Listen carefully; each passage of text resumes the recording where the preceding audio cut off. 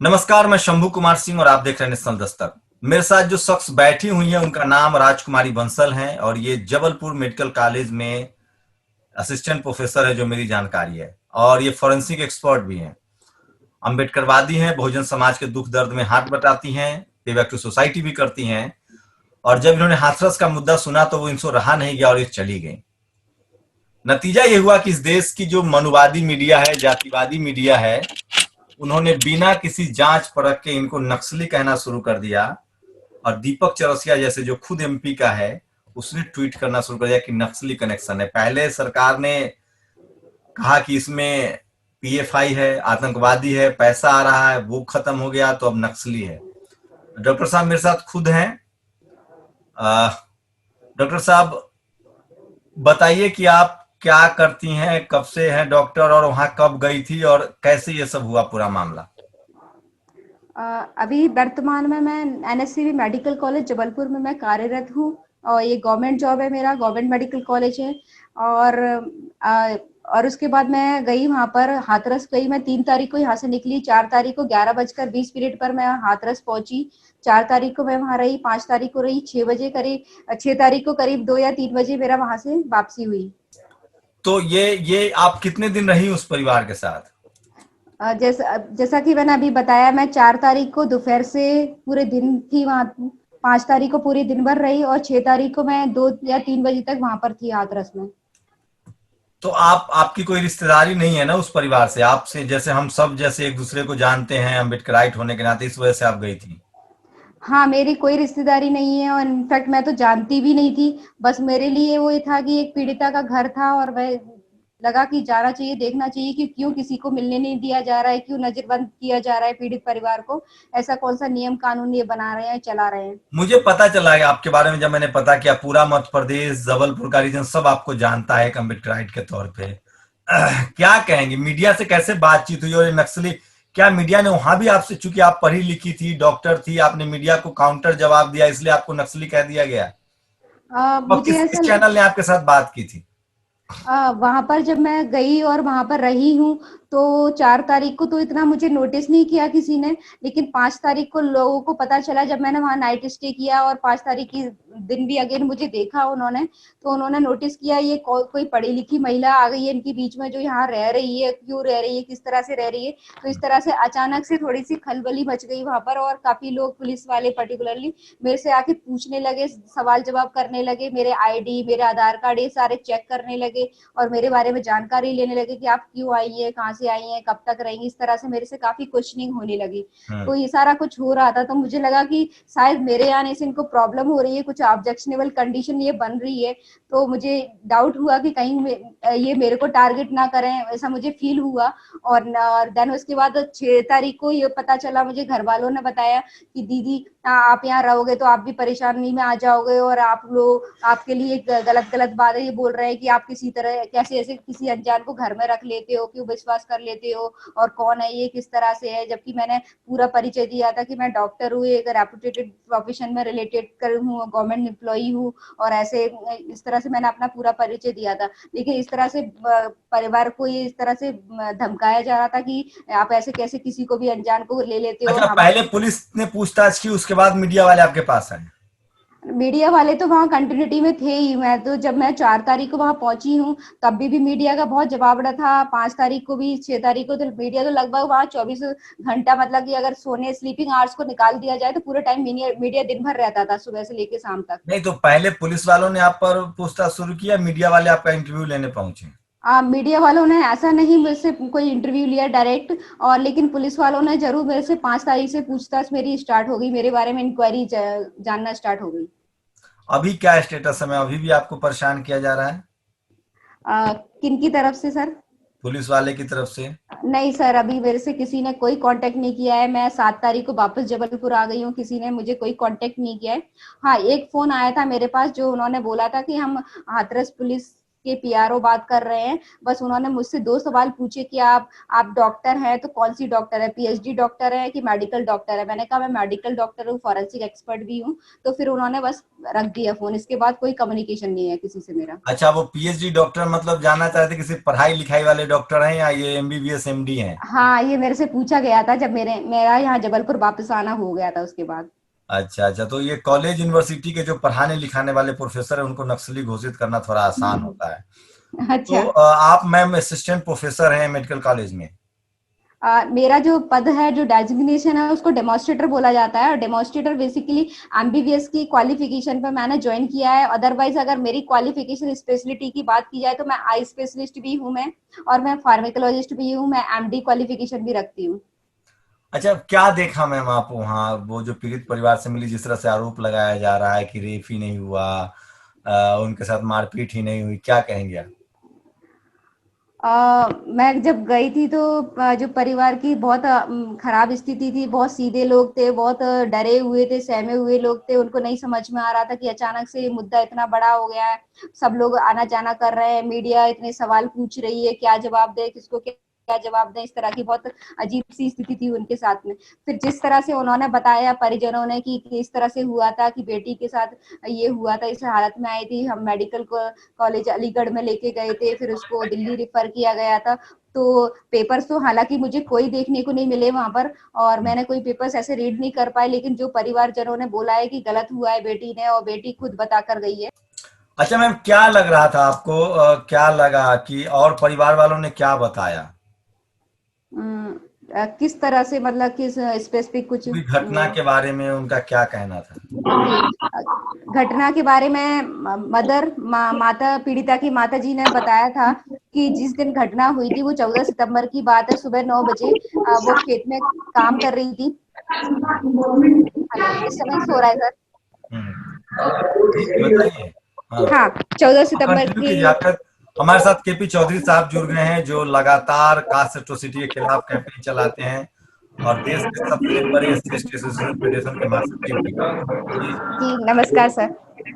जी जय भीम। जय भीम। जी जी ma'am, continue कीजिए। हाँ। यस। तो माँ ने बताया कि हम लोग 14 सितंबर को खेत में काम कर रहे थे, मतलब माँ और बेटी दोनों काम कर रहे थे। तो खेत में अलग अलग कोने में, अलग अलग एरिया में वो काम कर रहे थे घास काटने का। तो हाँ। माँ ने ध्यान नहीं दिया, अचानक से बेटी गायब मिली उनको कि दिख नहीं रही है। तो वो माँ ढूंढने लग गई। बाजरे का खेत था, खड़ी फसल थी बहुत ऊंची, तो वो काफी ढूंढ रही थी, नहीं मिल रही थी। कुछ आहट वगैरह भी नहीं हो रही, तो उनको ढूंढने में भी बहुत परेशानी हुई। फिर वो काफी ढूंढती रही, तब उनको कुछ आहट हुई, कराने की आवाज आई, तो वो ढूंढ पाई, अपनी बेटी को ट्रेस किया। तब उन्होंने देखा कि बेटी की हालत बहुत खराब है, उसकी बेटी के मुंह से खून आ रहा है, और ना उसके गले पर निशान है, उसके लोअर बॉडी पार्ट पर कपड़े नहीं है, वो बिल्कुल बेहोशी की हालत में है, वो कुछ भी बोल नहीं पा रही है, और बस पानी के लिए इशारा कर रही, तो पानी टाइप का कुछ मांग रही। तो इस तरह की स्थिति थी। और माँ ने बोला कि ऐसा उनको लगा कि जो दुपट्टा जो पहने थी बेटी, तो दुपट्टे को पीछे से खींच के पूरी बेटी को पूरा खींच के लेके जाएगा, तो पूरी पीठ वगैरह में, बैक साइड में काफी चोटें थी।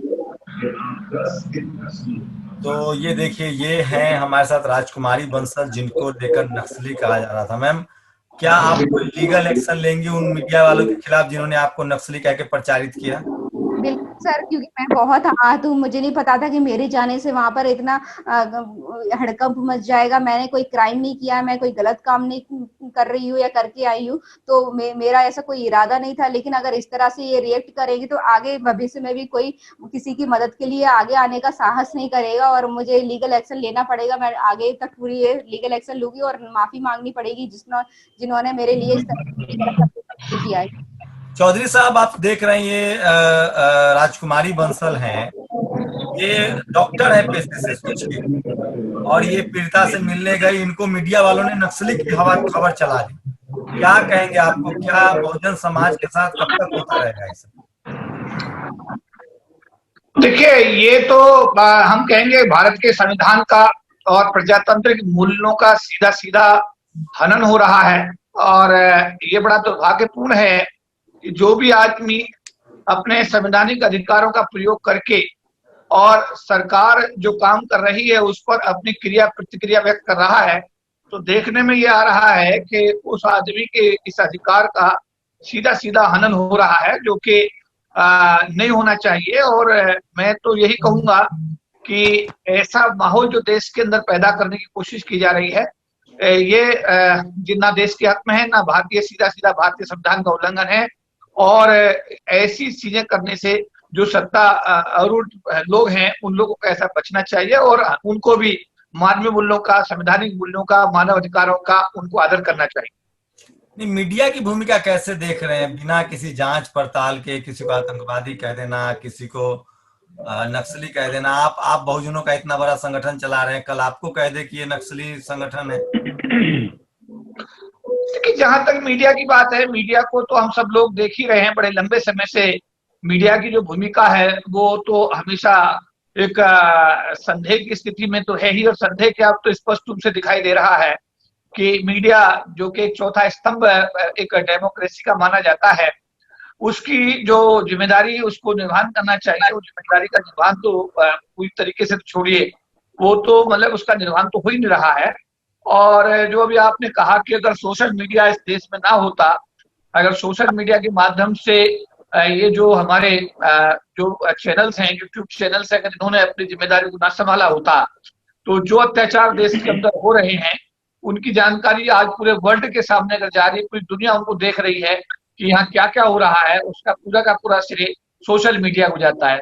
और जहां तक मीडिया की मेन स्ट्रीम की हम बात करें, तो जो मीडिया मेन स्ट्रीम का मीडिया है, वो तो प्रायोजित खबरें चलाता है, और उसकी जो चौथे स्तंभ के रूप में जिम्मेदारी है उसका निर्वहन बिल्कुल भी नहीं किया जा रहा है। मैंने चौधरी साहब आपको इसलिए भी जोड़ा है कि क्योंकि राजकुमारी जी भी सरकारी कर्मचारी हैं, आप भी सरकारी कर्मचारी के एसोसिएशन चलाते हैं। ऐसे तो हम लोग जो पे बैक टू सोसाइटी करते हैं, एक दूसरे की मदद करते हैं, हमारा समाज गरीब है, हम गरीब तबके से आते हैं, तो ऐसे तो हम लोग मदद करना ही छोड़ देगा आदमी। निश्चित रूप से जो आपका कहना शंभू जी, उसमें काफी हद तक सच्चाई है कि इसी तरीके से मनोबल जो तोड़ा जाता है, मनोबल इस तरह से टूटता है कि जो लोग स्वाभिमान की बात करते हैं, सम्मान की बात करते हैं, भारत के संविधान की बात करते हैं, मानव मूल्यों की बात करते हैं, अपने अधिकारों की बात करते हैं, और वो लोग बिना किसी डर के, बिना भय के अगर आज अपनी बात को स्वच्छंद तरीके से रख रहे हैं, तो जो ऐसी कार्यवाही हो रही है, निश्चित रूप से एक सच्चे और अच्छे कार्यकर्ता का जो मनोबल है, ये उस दिशा में एक कदम है कि मनोबल ऐसे लोगों का हमेशा टूटता है। क्योंकि सरकारें जब अपना दमन चक्र चलाती हैं, दमन चक्र चलते हुए, ये तो बहुत छोटी छोटी बातें, लेकिन बड़े बड़े सरकारें जब दमन चक्र का अपना प्रयोग करती हैं तो बहुत बहुत ज्यादा आगे चली जाती हैं, और उससे क्या है कि एक सच्चे और अच्छे कार्यकर्ता का मनोबल हमेशा गिर जाता है। एक मैं दो लोग को इंट्रोड्यूस कर रहा हूँ। ओबीसी विजय कुमार हैं, जो ओबीसी संस्थापक है, मध्य प्रदेश से हैं। दो हमारे साथ बड़ी खबरें हैं मध्य प्रदेश से ही, क्योंकि राजकुमार मध्य प्रदेश से हैं। सुनील अस्ते हैं, जो भीम आर्मी से हैं, मध्य प्रदेश के मध्य प्रदेश में हेड है भीम आर्मी के, उनसे भी मैं जुड़ रहा हूँ। एक और खबर जबलपुर मेडिकल कॉलेज से ही है, जहाँ एक ओबीसी का जो डॉक्टर था, जो एमडी कर रहे थे वहां, उनको सुसाइड करने के लिए मजबूर किया गया। परिवार वालों ने आरोप लगाया कि जाति की वजह से उनको प्रताड़ित किया जा रहा था। ओबीसी कैटेगरी के डॉक्टर थे। राजकुमारी जी, उसके बारे में कोई जानकारी है आपको? हाँ जी सर, ये जानकारी थी मेरे को, क्योंकि ऑर्थोपेडिक जो हड्डी रोग विभाग में है, वो जो डॉक्टर थे वो पीजी के लिए आए थे, वो जुलाई में उन्होंने ज्वाइन किया था, और अभी कुछ दिन पहले की बात है, मुझे पता चला कि उन्होंने सुसाइड कर लिया। और वो कारण क्या है, उसके पीछे कारण मुझे एग्जैक्टली नहीं पता है। चलिए सर, 1 मिनट और लूंगा मैं। आपको थोड़ा सा बने रहना पड़ेगा, क्योंकि आपको देखना पड़ेगा कि देश भर से क्या हो रहा है। विजय, क्या आप लोग की जानकारी है कि जबलपुर मेडिकल कॉलेज में एक मेडिकल के छात्र को सुसाइड करना पड़ा, और वो उसके परिवार वालों ने गंभीर आरोप लगाए हैं रैगिंग का, जाति की वजह से उनको परेशान किया जा रहा था। ओबीसी के डॉक्टर थे। भागवत शंभू जी, मेरी आवाज आ रही है आपको? जी जी जी।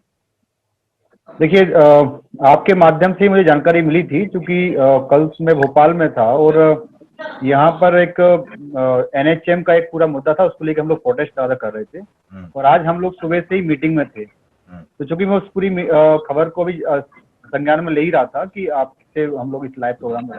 देखिए, जहाँ तक मुझे जानकारी मिली है कि जिस तरीके से वहाँ पे जो मेडिकल के जो साथी थे, उनको लगातार किसी न किसी रूप से प्रैक्टिकल मार्क्स के लिए उनको लगातार टॉर्चर किया जा रहा था, और जातीय रूप से उनको कहीं ना कहीं भेदभाव के वो सामना कर रहे थे। देखिए, जिस तरीके से रोहित वेमुला का केस हुआ था, कहीं ना कहीं ये दूसरा पिछड़े वर्ग से आने वाले जो डॉक्टर्स हैं, जो लगातार बड़े ही मेहनत से अपने परिवार की जो सपने को पूरा करने के लिए, अपने समाज के सपने को पूरा करने के लिए जो लगातार संघर्ष करते हुए एक पूरी योग्यता के साथ में वहां पढ़ रहे थे, वहां के प्रोफेसरों ने, वहां के टीचरों ने, वहां के ऐसे जिम्मेदार साथियों ने, अधिकारियों ने, जो वहां के टीचर थे, उन्होंने लगातार, जिस तरीके से हमें जानकारी मिली है कि उनको लगातार टॉर्चर किया जाता था, उनको प्रैक्टिकल मार्क्स और सत्यों से थोड़ा थोड़ा डिप्रेशन में वो चले गए थे, जिसको लेकर ये जो रोहित वेमुला वाला जो केस है, कहीं ना कहीं ये दूसरा रोहित वेमुला हमारे बीच में जो जबलपुर मेडिकल कॉलेज की जो बात हमारे पास निकल के आ रही है, वो इसी तरीके का एक पूरा केस है,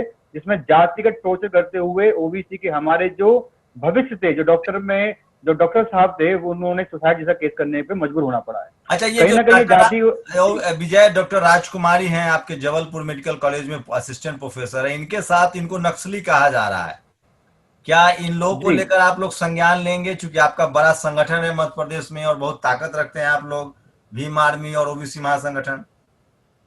नहीं, बिल्कुल हम लोग बिल्कुल साथ में रहेंगे। जिस तरीके से मैं रूबरू हो रहा हूँ आपके माध्यम से, मैं कल एक न्यूज चैनल को देख रहा था जिसमें डॉक्टर हमारी बहन को वहां पर जिस तरह नक्सलाइट किया जा रहा था और उनको बताया जा रहा था कि ये वहां पर गई हाथरस में और इन्होंने इस तरीके से कुछ कारगर किए और ये कहीं ना कहीं नक्सलाइट कनेक्शन जोड़ा। देखिए, ये कोई बड़ी बात नहीं है। जैसे हमारे जितने भी एक्टिविस्ट हैं, भले ही वो हम लोग ही क्यों ना हो, आज हम लोगों को वो ओबीसी आतंकवादी संज्ञान रखते हैं। देखिए, यदि आप अपने वर्ग के लिए, अपने समाज के लिए, अपने लोगों के लिए लड़ेंगे तो निसंदेही वो आतंकवादी भी कहेंगे, देशद्रोही भी कहेंगे, नक्सलाइट भी कहेंगे। ये कोई बड़ी बात नहीं है। आज जेएनयू के हमारे लोग लड़ते हैं अपने अधिकारों के लिए, वो नक्सलाइट चुड़ के इनके सर्टिफिकेट हैं। हमारे चंद्रशेखर भाई लड़ रहे हैं वहां पर, तो उनको आतंकवादी कहा जा रहा है। हम लोग लगातार लड़ रहे हैं तो हम लोगों को कहा जा रहा है। अभी लगातार कल ही हम लोग प्रोटेस्ट कर रहे थे वहां पर, जो हमारे मध्य प्रदेश की कमिश्नर हैं, जो जबलपुर की, आपके वहां की कलेक्टर भी रही है, छवि भारद्वाज, कल ही उन्होंने एफआईआर कराई मेरे नाम से। आप समझिए, एनएचएम जो नेशनल जो राष्ट्रीय स्वास्थ्य मिशन है एनएचएम, उसमें वैकेंसी निकलती है 27% की। और जब मैं कल उन्हीं के भोपाल में था, जब मैं उनसे मिलना चाह रहा था, प्रभुदयाल चौधरी जो एससी वर्ग से आते हैं, जिनको मैं लगातार लाइन पे लिया, आप सोचिए, उन्होंने उन्हीं जो कमिश्नर महोदय हैं, जो ब्राह्मण समाज से आती हैं, जातिगत भेदभाव के तहत, ओबीसी समाज के भेदभाव के तहत उन्होंने 27 से 14 आरक्षण कर दिया उस भर्ती में। और जब मैं मिलने आता हूं तो मेरे ऊपर एफआईआर करा जाती है एमपी नगर थाने के माध्यम में। कल आप सोचिए, लगातार इस तरीके की हरकत हो रही है, तो कोई बड़ी घटना नहीं है। जिससे जबलपुर में हमारी बहन के साथ में हो रहा है, हमारे भाई को सुसाइड करना पड़ रहा है, तो देश के अंदर ये कहीं ना कहीं जो विद्रोह की आवाज उठ रही है, वो आज वो देशद्रोही कह रहे हैं, नक्सलाइट कह रहे हैं, आतंकवादी कहेंगे। ये कोई बड़ी घटना ही नहीं है। हम इसके लिए मेंटली प्रिपेयर्ड है, हम लोग मेंटली अपना चुके हैं। ये बड़ा सवाल है। क्या सुनील, आप लोग क्या रुख रहेगा? चूंकि भोपाल में अभी चुनाव है और पूरा ध्यान उधर है, क्या आप लोग का ग्वालियर में चुनाव है? जी, मतलब मध्य प्रदेश में 28 ग्वालियर में सर चुनाव है। जी। हाँ, तो मैं कह रहा हूँ सुनील, कैसे आप देख रहे हैं? आप लोग डॉक्टर जो हैं, आपकी बहन है, इन्होंने हाथरस पीड़िता को मदद की, अब इनको नक्सली कनेक्शन जोड़ दिया गया, आप लोग क्या इनिशिएट करेंगे इस पर? आप लोग की क्या राय है? सबसे पहले तो आपके नेशनल दस्तक के माध्यम से मैं हमारी जो बड़ी बहन है राजकुमारी बंसल जी, इनको सैल्यूट करना चाहता हूं। और हमें गर्व है कि हमारे समाज के अंदर ऐसी भोजन सैन्य पैदा हुई है जो मुसीबत के समय पे मतलब जाने को तैयार है। तो पहले तो बधाई। और निश्चित रूप से ये हमारा मोरल बनता है कि आज अगर इन्होंने कुछ किया है तो वो सिर्फ और सिर्फ उस बेटी को न्याय के लिए किया है, समाज के लिए किया है। नहीं तो आज आपने देखा होगा कि बहुजन समाज के अंदर बहुत सारे लोग ऐसे हैं जो सरकारी नौकरी का बहाना लेकर घर से बाहर नहीं निकलते, लेकिन इन्होंने जो किया है वो काबिल तारीफ है।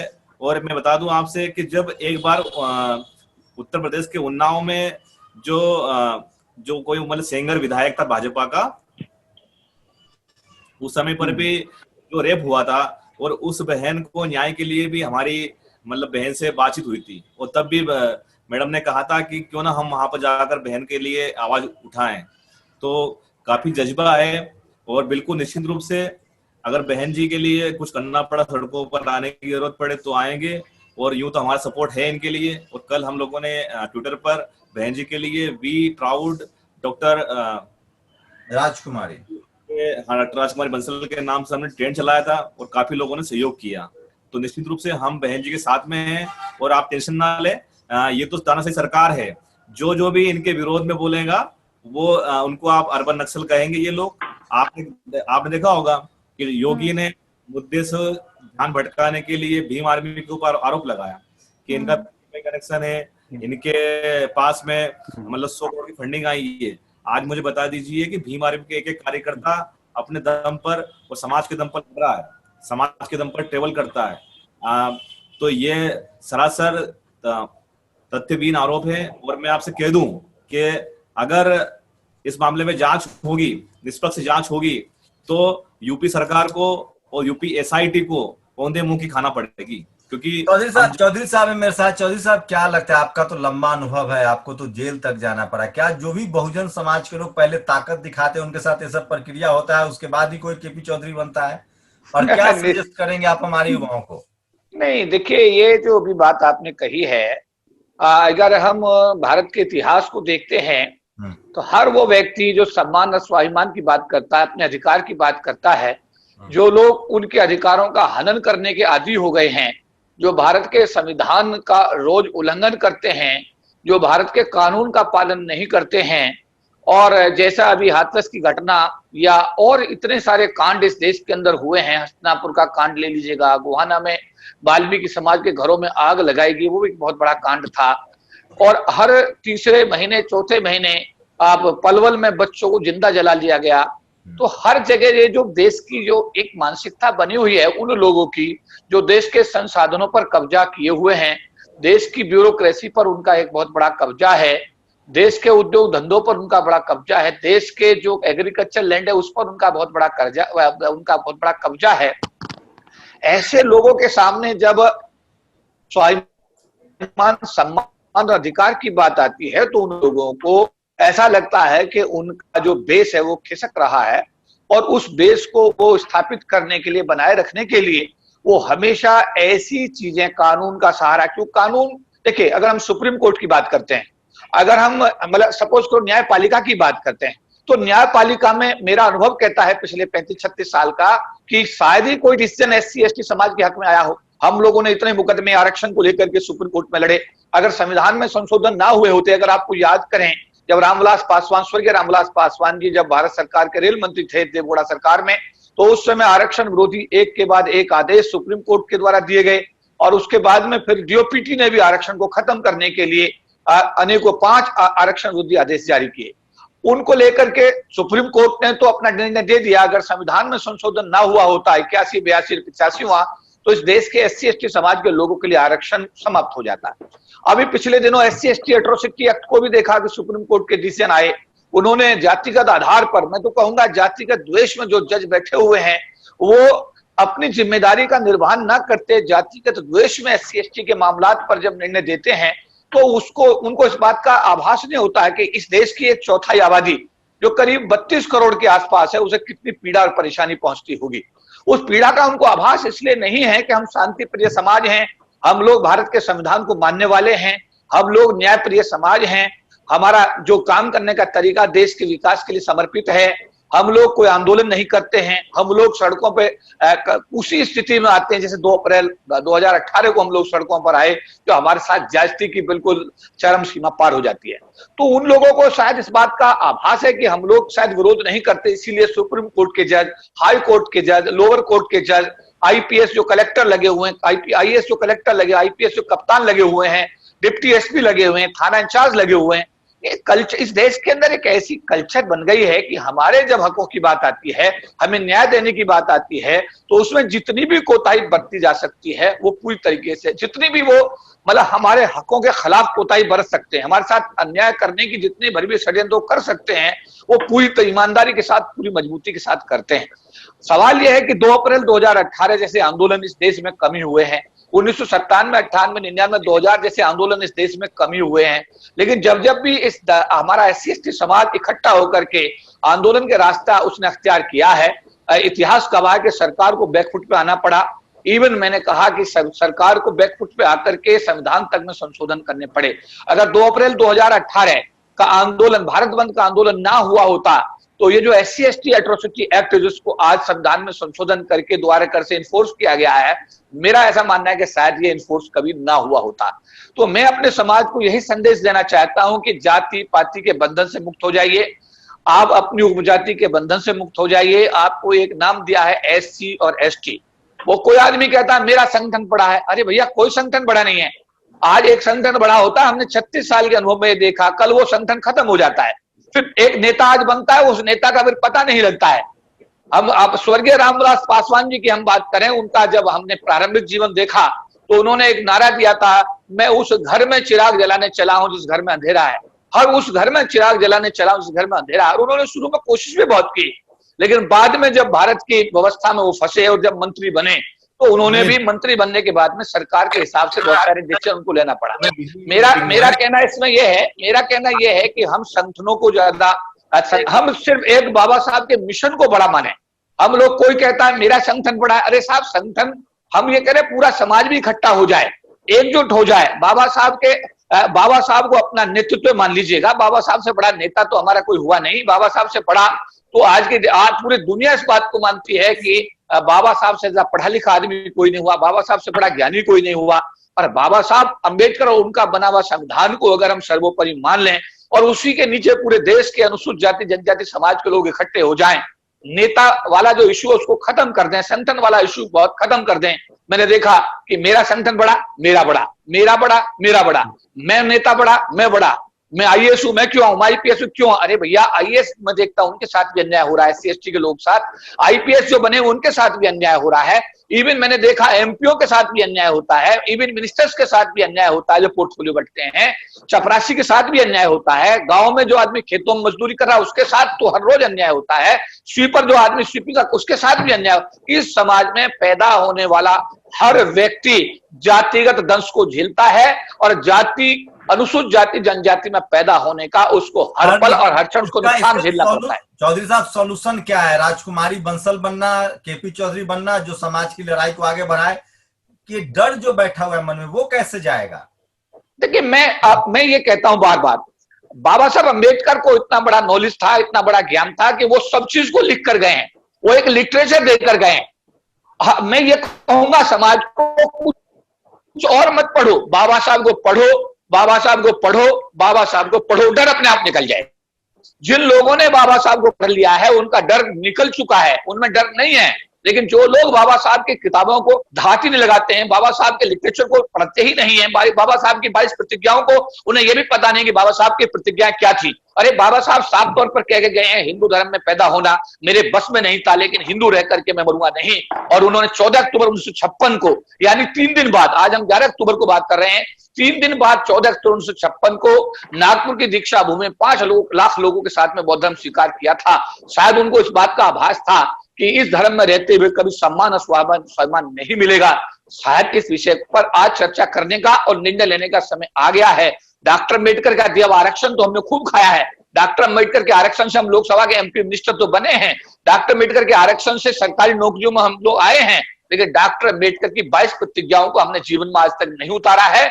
अगर हमने अपने जीवन में बाबा साहब अम्बेडकर की प्रतिज्ञाओं को उतार लिया होता तो आज ये दुर्दशा नहीं होती, आज हम सम्मान स्वाभिमान का जीवन जीते हुए होते।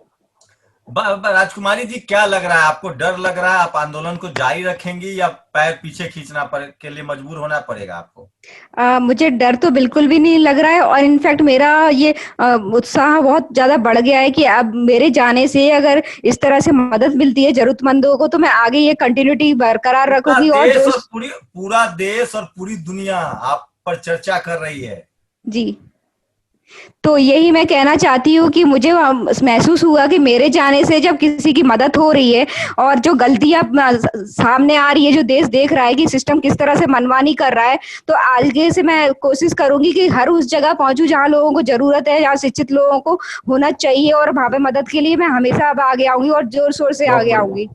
विजय, क्या लगता है? आप तो OBC कैटेगरी से सबसे ताकतवर तबका, SC/ST का 131 लोग हैं, OBC के 181 लोग सांसद हैं। आप बताइए क्या है जो ये रिजर्व कैटेगरी के लोग हैं उसमें कैसे यूनिटी बनेगी? क्योंकि आपका संगठन बहुत बड़ा है, OBC महासभा जो सबसे ज्यादा राम राज वाली राज्य MP में आपके संगठन काम कर रहा है, सबसे ज्यादा FIR झेल रहे हैं आप लोग। क्या SC ST OBC के लोग यूनिटी बन रही है और नेताओं के लिए क्या कहेंगे? क्या अब ऐसे लोगों को नेता संसद में भेजने की बारी है जो सड़कों पर नौकरी के दौरान हमारी लड़ाई लड़ रहे हैं? देखिए, मैं चौधरी साहब का बहुत धन्यवाद करूंगा, और हमारी जो बहन जो लगातार इतना संघर्ष कर रही है उनको साधुवाद भी करूंगा।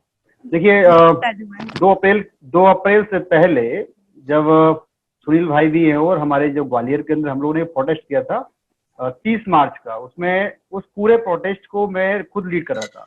जो एट्रोसिटीज की जो बात थी उसमें भले ही वो SC ST से संबंधित था, लेकिन उस पूरे सिस्टम को मैं खुद लीडर कर रहा था ग्वालियर में, और हमने एक नारा दिया था कि SC ST के सम्मान में OBC मैदान में।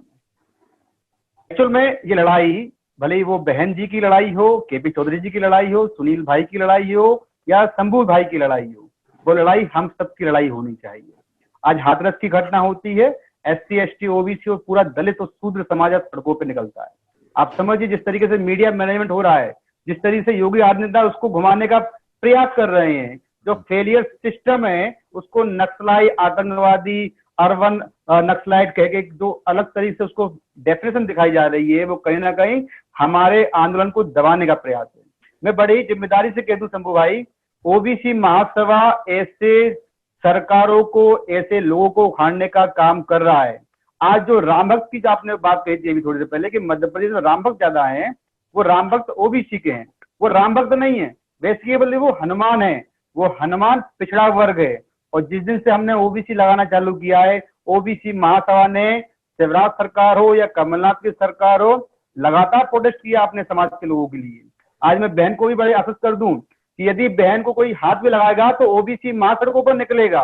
ये भीम आर्मी की जिम्मेदारी अकेली नहीं है, ये हमारे पूरे शूद्र समाज की जिम्मेदारी है।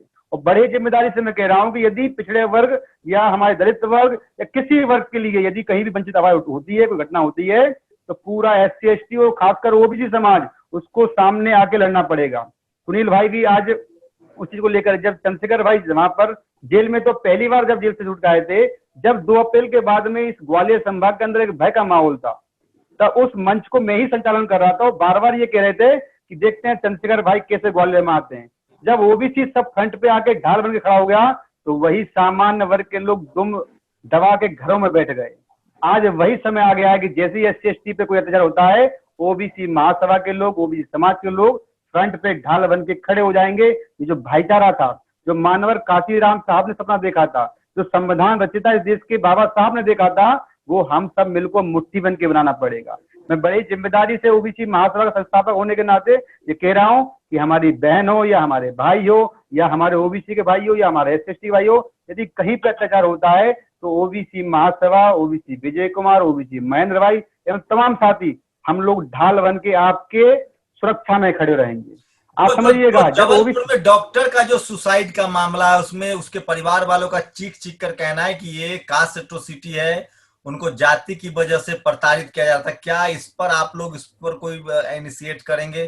क्योंकि वो नहीं, बिल्कुल इनिशिएट करेंगे। मैं आपके पढ़े, अभी योगिता गौतम की आगरा में हत्या कर दी गई, पायल तडवी की मुंबई में हत्या करने के लिए मजबूर हुआ, अब जबलपुर मेडिकल कॉलेज में आपका डॉक्टर, इंजीनियर, अब तो आपके पढ़े लिखे लोगों को मारा जा रहा है। जो सब्जी बेच रहा है, तरकारी बेच रहा है, उससे कोई मतलब नहीं है। डॉक्टर राजकुमारी बंसल नक्सली है, आपका डॉक्टर, आपका OBC डॉक्टर आत्महत्या कर रहा है। KP चौधरी जो समाज को लीड कर सकता है, जो पढ़ा लिखा तबका, उसको टारगेट किया जा रहा है। उस पर क्या जबलपुर को लेकर आपका संगठन क्या इनिशिएट करेगा? क्या देखिए, हम लोग हमारे जी बिल्कुल, हम लोग, हमारे साथी है, मेरी अभी आपसे बात होने वाली चर्चा हुई है, और अभी कल सुबह मॉर्निंग में सभी साथी जबलपुर के उनके परिवार से पहुंचेंगे, उनसे बात करेंगे। वो छत्तीसगढ़ के रहने वाले थे, छत्तीसगढ़ के रहने वाले थे, जबलपुर में पढ़ाई कर रहे थे, जबलपुर में थे, जबलपुर में जहाँ उनके साथी लोग रहे हैं उनसे बात करेंगे। साथ साथ छत्तीसगढ़ में चूंकि हमारी पूरी टीम वहाँ काम कर रही है छत्तीसगढ़ की, तो छत्तीसगढ़ में हम लोग भी सहयोग करेंगे। देखिए, ये मुद्दा कोई छत्तीसगढ़ उसका नहीं है, ये कोई एक राज्य का मुद्दा नहीं है, ये पूरे देश के अंदर पिछड़े और दलित समाज के ऊपर लगातार होने वाली हत्याओं का मामला है। छत्तीसगढ़ हो, हाथरस हो, जबलपुर हो, ग्वालियर हो, या देश का उज्जैन हो, या कोई भी क्षेत्र हो, आज हम सबको लोगों को मिलकर मुट्ठी बन के इस आवाज को, जो प्रतिरोध की आवाज है, उसको वहां पर बुलंद करने की आवश्यकता है। मैं बड़ी जिम्मेदारी से कह रहा हूं, हमारे डॉक्टर साहब जो OBC के थे, हमारी बहन जो हमारी लगातार लड़ रही हैं, हम आपके लिए भी उतना ही संघर्ष करेंगे जितना हम अपने भाई के लिए करेंगे। ये दूसरा रोहित वेमुला है, जिस तरीके से जातिवाद के आड़ में हमारे ऊर्जावान डॉक्टर्स को हत्या करने पे मजबूर किया गया, ऐसे लोगों को निसंदेही कानूनन संविधान के दायरे में रह के सजाए मौत मिलने की आवश्यकता है, और वो लोग काम हम लोग करवाएंगे। सुनील, आपका संगठन और ओबीसी महासभा, इन तमाम संगठनों के साथ अगर आप लोग काम करें तो क्या एक ताकत बनती है और किसी भी तरह के अत्याचार के खिलाफ डेमोक्रेटिक तरीके से, संवैधानिक तरीके से आंदोलन को बढ़ाया जा सकता है, ताकि जो हमारे लोगों की हत्याएं हो रही है, गलत तरीके से रैगिंग हो रहा है, मरने के लिए मजबूर किया जा रहा है, इसको रोकने की जरूरत है? बिल्कुल शंभू भैया, मध्य प्रदेश के अंदर जो ओबीसी महासभा है और भीम आर्मी है, काफी हद तक हम लोगों ने सहयोग की दृष्टि से काम किया है और हमेशा बड़े बड़े मूवमेंट किए हैं, चाहे ओबीसी आरक्षण के लिए हो, चाहे किसी एट्रोसिटी के लिए हो। ओबीसी विजय कुमार जी को बता दूं कि जो ये घटना हुई है, हमारा जो रोहित वेमुला पहले मारा गया, तब हम लोगों ने बहुत मोमबत्ती जलाई और ये संकल्प लिया कि अब सब रोहित वेमुला नहीं होगा। उसके बाद फिर हमारी पायल तड़वी को मारा गया और आज हमारा भागवत देवांगन है। ये सरासर ये लोग टॉर्चर कर रहे हैं हमारे लोगों को, लेकिन अब हमको समझना पड़ेगा, पहले एससी को मारा, फिर एसटी को और अब ओबीसी को। सरासर ये हम तीनों वर्गों को टारगेट कर रहे हैं। तो जितने भी हमारे समाज के, आपके इसके माध्यम से मैं कहना चाहता हूँ कि हमारे समाज के जितने, और मुसलमान तो सॉफ्ट टारगेट है, उसको तो पाउडर पकड़ा के कहते हैं आतंकवादी है, उसको मत छोड़िए आप लोग, जो सबसे विक्टिम कास्ट है, विक्टिम सोसाइटी है। मुस्लिम से अगर आपने बात भी कर लिया तो समझ लो कि आप नक्सली हो गए। सरासर ये जो 15 की जो नीति है शिवराज सरकार जो कर रही है मध्य प्रदेश के अंदर, सरासर ये अन्याय है। और हम लोग भागवत देवांगन के लिए पूरा प्रदेशव्यापी आंदोलन हम लोग करेंगे। मैंने उसका पूरा पढ़ा है। वो एक मेरिट छात्र था, वो एक मेरिट नवोदय से पास आउट हुए थे वो, और उनको बार बार ये कहा जाता था वहां के जो सीनियर्स वगैरह हैं कि तू तो कोटे से आया है, आरक्षण से आया है। तो हर बार ये चीज टॉर्चर कर करके परेशान कर दिया। तो सरासर ये लोग अब जब हमारी बराबरी नहीं कर सकते तो हमको ये मारने का काम कर रहे हैं। हमें समाज को समझना पड़ेगा अब ये बात। चौधरी साहब, क्या कहेंगे उन सरकारी कर्मचारी को? अब तो नौकरियां भी जा रही है, अब तो आरक्षण भी खत्म हो रहा है, निजीकरण भी हो रहा है, अब तो कुछ बचने को तैयार नहीं है। अब भी मौका है, कब तक डर के लोग बैठे रहेंगे, या सब बारी बारी से मारे जाएंगे, या कोई और है जो केपी चौधरी बनने के लिए, राजकुमारी बंसल बनने के लिए तैयार है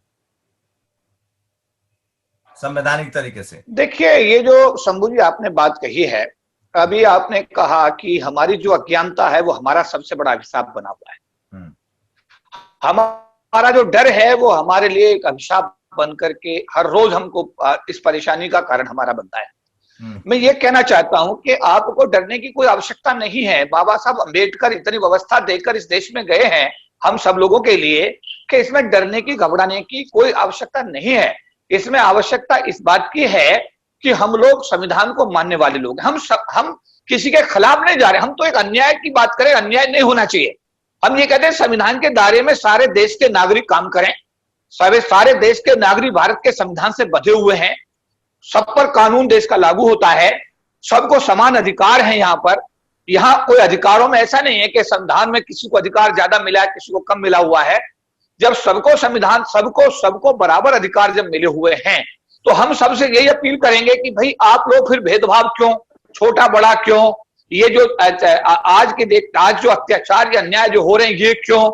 हम चाहते हैं कि अच्छा भारत बने, एक सबल राष्ट्र बने। और सबल राष्ट्र तब बनेगा जब जो लोग जातिगत दुर्भावना में आकर के हमारे समाज यानी अनुसूचित जाति, जनजाति, ओबीसी, माइनॉरिटी यानी कोई भी गरीब समाज का जो भी आदमी है, जब उसके साथ दोहन अत्याचार करते हैं, उसके साथ अन्याय करते हैं, तब इस टाइप की समस्याएं पैदा होती हैं।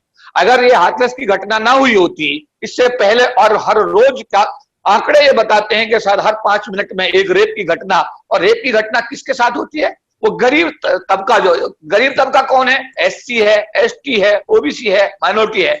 तो ये जो एक अत्याचार जिसके साथ हो रहा है और एक अत्याचार कर रहा है, अगर अत्याचार करने वाला अपनी सोच में तब्दीली ले आए और वो कहे कि नहीं, हम सब लोग भारत के नागरिक हैं, हम सब लोग बराबर हैं, हम सबको भारत के विकास के लिए समर्पित भाव से काम करना है, जो भी भारत का नागरिक है, हम सब आपस में भाई हैं, हम आपस में सब बहन हैं, तो ये बलात्कार बंद हो जाएंगे, अत्याचार बंद हो जाएगा। एक सबल राष्ट्र जो है हम बनाने में, एक मजबूत राष्ट्र बनाने में हम लोग आगे बढ़ेंगे। भारत का नाम पूरे विश्व में बढ़ेगा।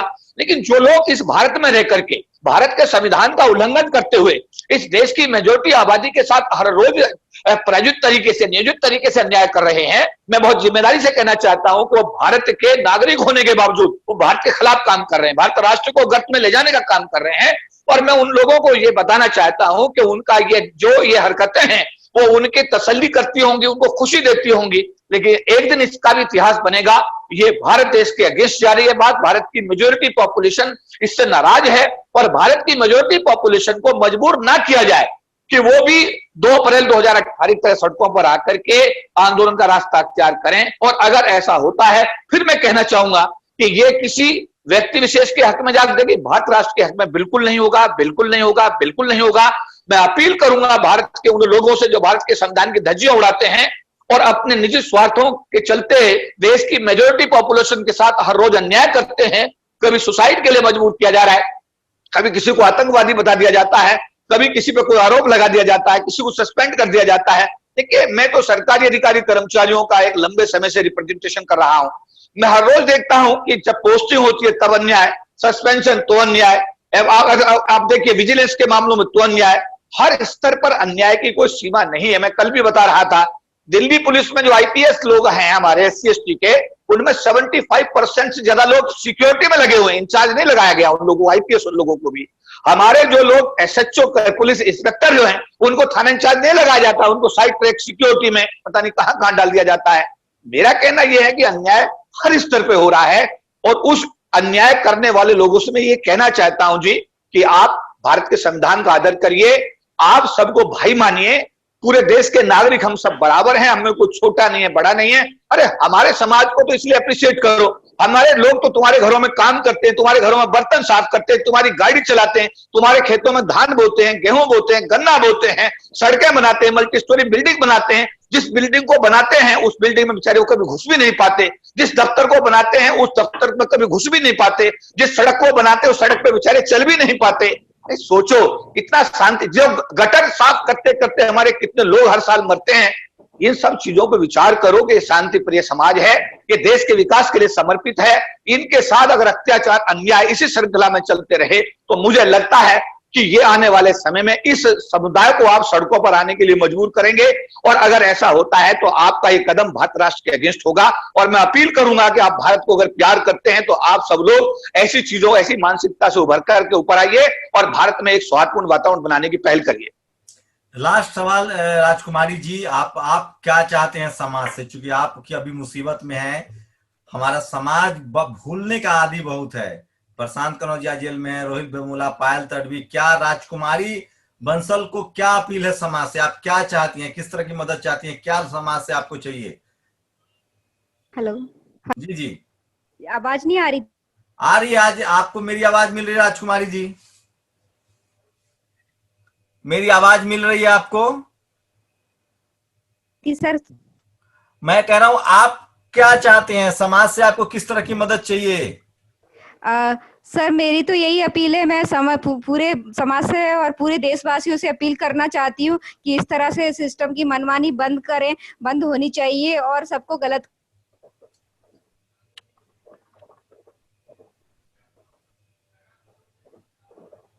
जी जी कंटिन्यू कीजिए। का विरोध करना चाहिए तक पाइए।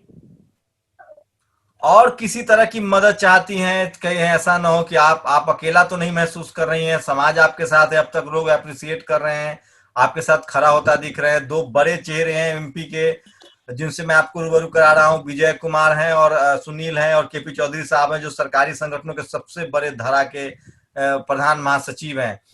तो क्या कहेंगे देश के लोगों से, और नेशनल दस्तक के माध्यम से क्या अपील करेंगी? आपको अब किस तरह की मदद चाहिए? कोई डर है, कोई भय है, कोई मदद सुरक्षा चाहते हैं? मैं आपके नेशनल दस्तक के द्वारा मैं बताना चाहती हूँ पूरे देशवासियों को, समस्त देशवासियों को कि मैंने एक हिम्मत की और मैं एक अच्छी नीयत से अच्छा काम करने गई और आज पूरा देश मेरे साथ है। हर जाति धर्म वर्ग के लोगों को समझ में आ रहा है कि मैं बहुत अच्छा काम करके आई हूँ, बहुत साहस का काम करके आई हूँ। तो मेरी सबसे यही अपील है कि आप बिल्कुल मत डरिए। अगर आपको लगता है कि आप गलत के खिलाफ आवाज उठा रहे हैं तो बहुत साहस का काम कर रहे हो और सब आपके साथ आएंगे, क्योंकि चंद लोग हैं जो गलत है, जो मानवता को नहीं मान रहे हैं। बाकी जो अच्छे लोग हैं, मैक्सिमम मेजोरिटी है, और उन्हीं की वजह से अभी भी हमारा देश अच्छी तरह से चल रहा है। तो मैं यही कहूंगी कि आप बेझिझक होके आगे आइए, पूरा देश आपके साथ है, ये मैं खुद आज महसूस करना चाह रही हूँ। मैं धन्यवाद देना चाह रही हूँ क्योंकि हर किसी ने मुझे सपोर्ट किया है कि राजकुमारी अपने आप को बिल्कुल अकेला मत समझो, हम आपके साथ हैं। शुक्रिया आप तमाम लोगों का मेरे साथ जुड़ने के लिए। और मैं फिर कह रहा हूं, हम लोग जो बात कर रहे हैं वो इस देश को मजबूत बनाने की बात कर रहे हैं। आप एक इंसान के तौर पे सोचिए, आपकी आंख खराब है, आपका नाक खराब है, आपका हाथ खराब है, आपका पैर खराब है, तो आप एक स्वस्थ नागरिक नहीं है। उसी तरह से इस देश की बहुसंख्यक आबादी, SC ST OBC माइनॉरिटी जो 85% आबादी है, उस पर अत्याचार करके, गरीब लाचार बेबस रख के, क्योंकि वो न्यायप्रिय है, वो बुद्ध को मानने वाला है, वो संविधान को मानता है, और आप गलत करेंगे, आप उसके साथ अत्याचार करेंगे, तो आप एक बेहतर मुल्क की तरफ नहीं बढ़ सकते हैं। बेहतर मुल्क तभी बढ़ेगा जब इस देश के सभी नागरिकों का समान अधिकार होगा। और बाबा साहब ने यही सपना देखा था, और हम लोग की भी लगातार यही कोशिश है कि संविधान संवैधानिक तरीके से, डेमोक्रेटिक तरीके से हर तरह के भेदभाव के खिलाफ बोला जाए, हर तरह के विक्टिम के साथ खड़ा हो जाए, चाहे वो जाति के आधार पे हो, चाहे वो लिंग के आधार पे हो, चाहे वो धर्म के आधार पे ही क्यों ना हो। आप लोग पहचानिए कि वो कौन लोग हैं इस देश में जो जाति के आधार पे, लिंग के आधार पे और मजहब के आधार पे भेदभाव करते हैं। उनके खिलाफ संवैधानिक तरीके से खड़े होइए, तभी ये देश बेहतर मुल्क बन सकता है। शुक्रिया आप सब लोग का। चौधरी साहब आपका भी शुक्रिया, सुनील आपका भी शुक्रिया, मैम आपका भी बहुत बहुत शुक्रिया हमारे साथ जुड़ने के लिए। आप सबका बहुत बहुत शुक्रिया। थैंक यू शंभू जी, आप मेरी बात रखने के लिए, मुझे मौका देने के लिए। नेशनल दस्तक की आपसे गुजारिश है कि अगर इसको बचाना चाहते हैं तो नेशनल दस्तक को सब्सक्राइब करने के लिए रेड कलर के सब्सक्राइब बटन को दबाएं, फिर बेल आइकन की घंटी दबाएं। नेशनल दस्तक को बचाने के लिए बहुत जरूरी है कि हर खबर को शेयर करें, लाइक करें, कमेंट जरूर करें।